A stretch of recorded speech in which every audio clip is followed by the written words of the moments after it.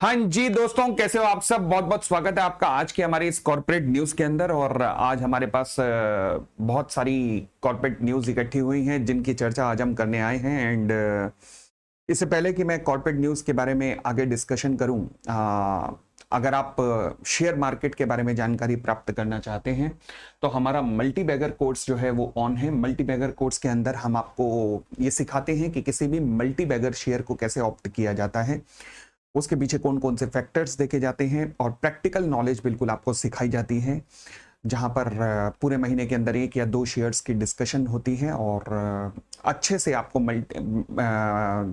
हर एक fundamental aspect को देखना सिखाया जाता है। तो अगर आप इस कोर्स में इंटरेस्टेड हैं शेयर मार्केट से रिलेटेड तो नीचे डिस्क्रिप्शन में लिंक दिया हुआ है, आप उसे ज्वाइन कर सकते हैं। चलिए जी, आज आप देख रहे होंगे वाओ मोमोज। सवाल उठा कॉर्पोरेट न्यूज में मोमोज कहां से आ गए। मैं खुद हैरान था कि मोमोज कहां से आ गए, बट ये सच्चाई है कि मोमोज की न्यूज लानी पड़ी। अच्छा कैसे, चलिए आइए देखते हैं। बट सबसे पहली खबर आज जो मॉर्निंग में ही धमाका हुआ है, ट्रंप साहब ने किया है भारत समय अनुसार। मॉर्निंग में ट्रंप ने इंपोज कर दिया है $1 लाख का H1B वीजा पर फीस।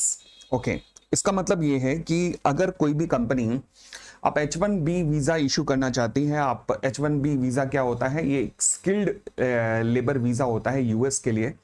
और जितने भी ये पूरे साल में यूएस में इशू किए जाते हैं उसके 71% केवल इंडियंस को मिलते हैं। ठीक है ना। तो इंडियन वर्कर्स, तभी आप देखते हो Indian workforce specifically IT workers जम के जाते हैं वहां पर। तो ट्रंप साहब ने इसकी फीस लगा दी है $1 लाख। $1 लाख का मतलब अब आपको अगर कोई कंपनी हायर करना चाहती है तो 90 लाख रुपए पहले जमा कराने पड़ेंगे। किसके पास? यूएस गवर्नमेंट के पास। भाई हो गया काम। तो इसका मतलब ये होगा कि अब लोअर और मिडिल क्लास के लोग तो नहीं जा पाएंगे। जो जाएंगे वो केवल बहुत ही क्रीमी, सुपर क्रीमी लोग जाएंगे। अभी तक क्रीमी जाते थे, बट अब सुपर क्रीमी लोग ही केवल अमेरिका यहां से हायर करेगा। ये आप कहेंगे कि क्या इससे भारतीय इकोनॉमी को फायदा होगा, नुकसान होगा? मैं कहूंगा दोनों इफ एंड बट्स हैं। पहला, इसका इंपैक्ट ये होने वाला है कि शेयर मार्केट में मंडे को इन्फोसिस, विप्रो, टीसीएस, इनके सब के शेयर धड़ाम से गिरेंगे। पक्की बात है, 5% भी गिर सकते हैं। ठीक है जी। ऑलरेडी इंपैक्ट यूएस की मार्केट पे एडीआर में नजर आ गया है, क्योंकि 4% तक इनके एडीआर नीचे गिर गए हैं। तो मंडे को स्टॉक मार्केट में आईटी सेक्टर तो हमारा गिरना पक्का है। अब सवाल उठा और इसका क्या इंपैक्ट हो सकता है। देखो, और इसका इंपैक्ट भारतीय इकोनॉमी पे पॉजिटिव भी है, नेगेटिव भी है। अगर हम चाहें तो पॉजिटिव हो सकता है और हम चाहें तो नेगेटिव हो सकता है। फॉर एग्जांपल कैसे? देखो जी, पहली बात तो भारत से जो ब्रेन ड्रेन हो रहा था वो थोड़ा रुकेगा। जो अभी क्रीमी क्लास जा रही थी वो अब रुक जाएगी। दूसरी बात, अब ऐसे में क्या है कि भारत के अंदर ही जो अभी तक यूएस में लोग जा रहे थे, अब वो भारत के अंदर ही सारा काम आएगा। डेफिनेटली भारत में सब्सिडरियां खोली जाएंगी, भारत में ब्रांचेस खोली जाएंगी और यहीं से काम करवाया जाएगा। लोगों को वहां पर नहीं बुलाया जाएगा, यानी कि माइग्रेंट के रूप में नहीं बुलाया जाएगा यूएस में। बट ऐसे समय में अब हमें क्या चाहिए? देखो, हमें चाहिए ये कि हम थोड़ा अब ऊपर वाले माले से काम लें, मतलब अपने दिमाग से काम लें। हम सब भारतीयों को, इंक्लूडिंग भारतीय कंपनी और भारत सरकार को भी, अब हमें चाहिए कि हमें भी फेसबुक, यूट्यूब इनके मुकाबले, व्हाट्सएप इनके मुकाबले में कुछ ऐप बनाने पड़ेंगे, कुछ वेबसाइट बनाने पड़ेंगे। चाइना बना के बैठा है, और जबकि भारत आईटी में, सॉफ्टवेयर में पावर माना जाता है, जबकि हम नहीं बना पा रहे। हम केवल उनके ऊपर डिपेंडेंट है, और डिपेंडेंसी की सजा हमें ऑलरेडी 99 में कारगिल में मिल चुकी है, परंतु हम उसके बाद भी सुधरने का नाम नहीं ले रहे।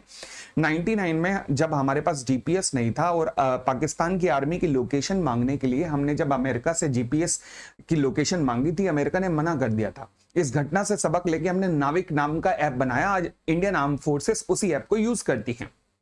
तो क्या हम आज की डेट में गूगल हो गया, यूट्यूब हो गया, इन फेसबुक हो गया, व्हाट्सएप हो गया, क्या इन सब का ऑल्टरनेट तैयार नहीं कर सकते ताकि जॉब इंडिया में रहेंगी, पूरा सुपर क्रीमी टैलेंट भी इंडिया में रहेगा? सब हो सकता है, बस जहां चाहा वहां रहा, बस उस चाह की कमी है हम भारतीयों में भी, इंक्लूडिंग सरकार, कंपनियां, भारतीय लोग, सब में।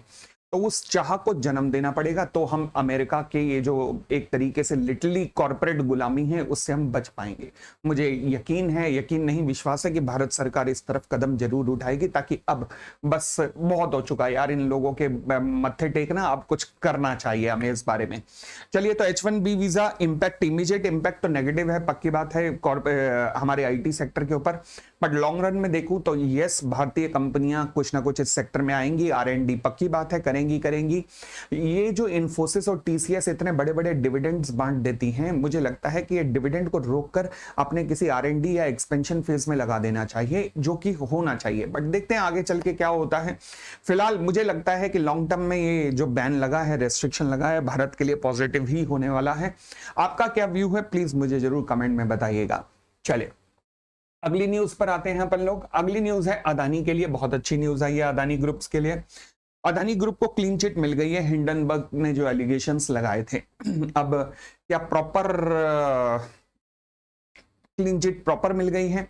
देखो प्रॉपर मिली है या नहीं ये तो हम नहीं कह पाएंगे, क्योंकि एक ट्विस्ट अभी रखा है जिस पे सेबी ने कमेंट ही नहीं किया। फॉर एग्जांपल सेबी ने कहा है कि जो हिंडनबर्ग ने इल्जाम लगाए थे कि भाई इन्होंने रिलेटेड पार्टी ट्रांजैक्शंस हैं इनमें बहुत सारी, हमने सर्च कर लिया, कोई भी रिलेटेड पार्टी ट्रांजैक्शन नहीं है, यानी कि क्लीन चिट मिल गई। कल गौतम अदानी साहब का ट्वीट भी आ गया कि इंटेंसिव इन्वेस्टिगेशन के बाद सेबी ने कह दिया है कि हमारे ऊपर कोई भी इल्जाम प्रूव नहीं हुआ। बिल्कुल ठीक कहा उन्होंने भी।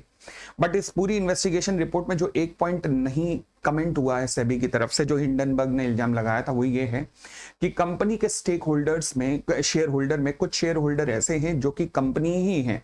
मतलब अगर कॉर्पोरेट व्हील को गिराया जाए, यानी कि पर्दे के पीछे देखा जाए, तो कंपनी खुद के ही शेयर लेके बैठी है अपनी डिफरेंट एंटिटीज के थ्रू। अब इस बात की इन्वेस्टिगेशन करना भी वैसे लिटरली इम्पॉसिबल है कि मतलब अगर आपने किसी कंपनी में पैसा लगाया तो वो आपका है या आपके रिलेटिव का, ये पता लगाना बड़ा मुश्किल है, क्योंकि लाखों शेयर होल्डर्स में से किस किस को ढूंढोगे। तो इसलिए सेबी ने, मैं मान सकता हूं कि ये इन्वेस्टिगेशन शायद आगे ना बढ़ाई हो, पक्की बात है। बट हिंडनबर्ग का जो सबसे बड़ा इल्जाम रिलेटेड पार्टी को लेकर था, रिलेटेड पार्टी को लेकर सेबी ने कंप्लीट इन्वेस्टिगेशन करके एकदम क्लीन चिट दे दी है, तो जिसका इंपैक्ट भी आपको अदानी ग्रुप के शेयर पर देखने को मिला है फ्राइडे को।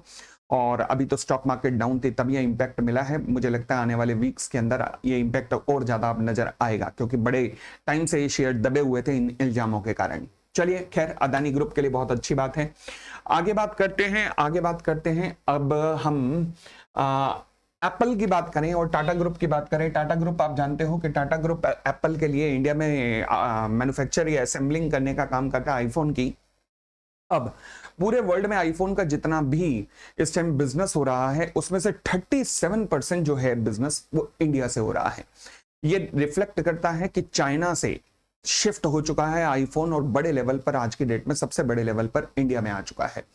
तो इंडिया के लिए एज सच बहुत अच्छी बात है। ट्रंप टैरिफ के बावजूद भी, ट्रंप ने हालांकि electronic item including mobile phone पे टैरिफ नहीं लगाया है, तो इसलिए ये बचे हुए हैं। अच्छा, वो भी किस लिए नहीं लगाया? क्योंकि कंपनी के सीईओ ने वादा किया है कि he will invest billion of dollar in the US economy, तो जिसके बेसिस पे ऐसा हुआ है। बट फिलहाल आईफोन में अब मैं कह सकता हूं, आईफोन असेंबलिंग में इंडिया इस टाइम लीडिंग प्लेयर है पूरे संसार का, और 37% बिजनेस यहां से होता है। और आईफोन के लिए ये काम कौन करता है? टाटा ग्रुप करता है।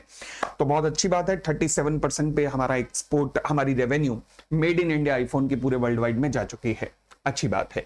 चलिए जी, और आगे बढ़ते हैं। अगली न्यूज की बात करें, वाव मोमोज की। तो मैं मोमोज की ही बात कर रहा था कि देखो जी, $8.5 मिलियन, 75 करोड़ कंपनी इकट्ठा कर रही है, ये मोमोज बनाने वाली कंपनी। अब हालांकि देख के अच्छा भी लगता है कि बताओ हम भारतीय खाने पीने के कितने शौकीन हैं कि 75 करोड़ रुपए मोमोज वाली कंपनी इकट्ठा कर रही है। अभी आप पूछोगे करेगी क्या, मोमोज में क्या R&D होगी? भैया पक्की बात है, स्टोर्स खोलने हैं तो स्टोर्स खोलेंगे पूरे इंडिया के अंदर।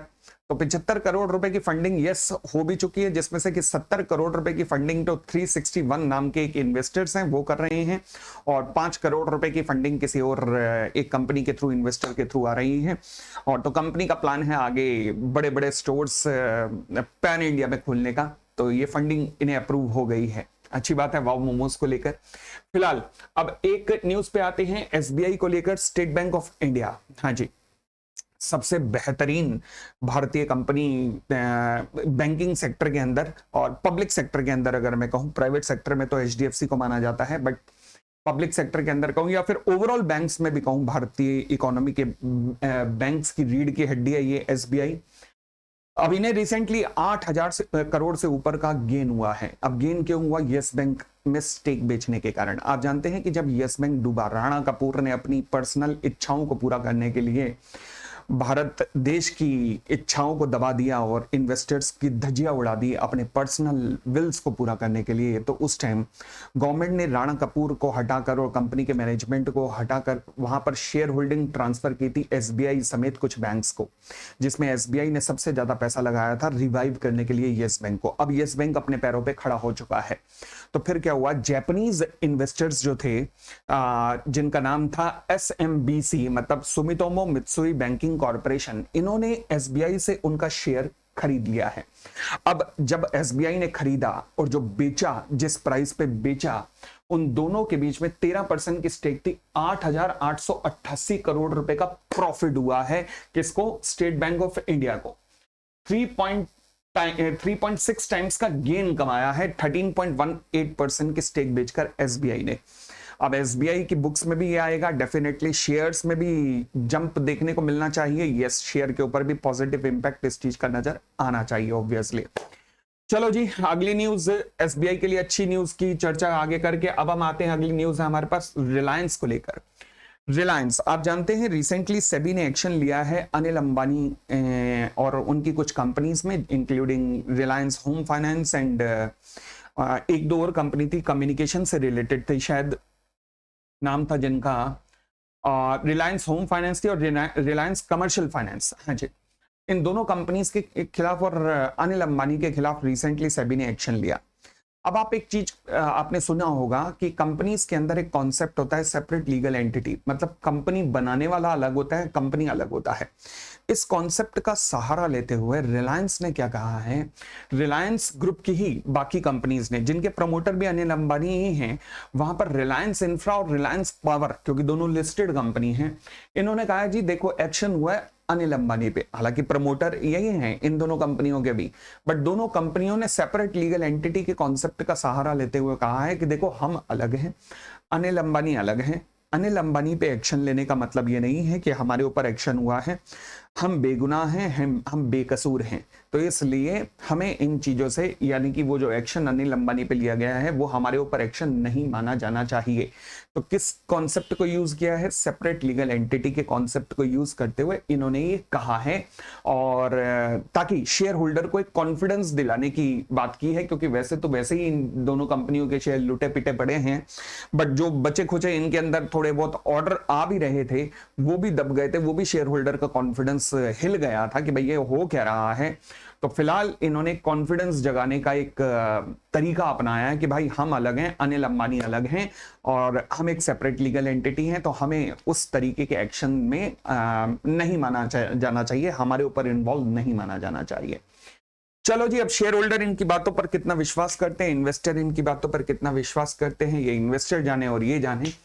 तो फिलहाल ये थी हमारी आज की कॉर्पोरेट न्यूज, एंड ऐसे ही हम आपसे रेगुलर आपको अपडेट करते रहेंगे कॉर्पोरेट घटनाओं में क्या क्या घटित हो रही हैं, क्या क्या इवेंट्स हो रहे हैं, इन सब की नॉलेज आपके साथ शेयर करते रहेंगे। बहुत बहुत धन्यवाद, thank you, bye bye, take care.